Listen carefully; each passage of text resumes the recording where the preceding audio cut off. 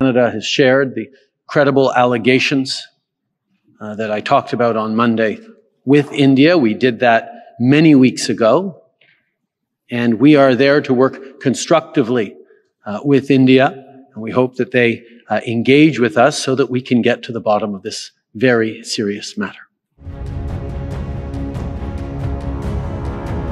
Now, there has been some reporting about, how weeks before the world leaders were to meet in Delhi, Canada did approach its allies to jointly raise this issue at the summit.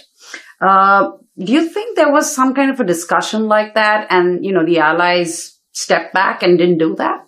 Well, as a former consumer of intelligence, I can say that oftentimes the intelligence we see, whether it's a telephone intercept or something else, isn't as black and white, isn't as cut and dry as oftentimes politicians want it to become. I mean, certainly that was the case with regard to the Iraq War. So when you have a situation like this, perhaps Prime Minister Trudeau raised the issue, but there wasn't necessarily consensus on what it meant. And regardless, let's not fool ourselves. Let's not fool ourselves. Hardeep Singh Nijjar was not simply a plumber any more than Osama bin Laden was a construction engineer.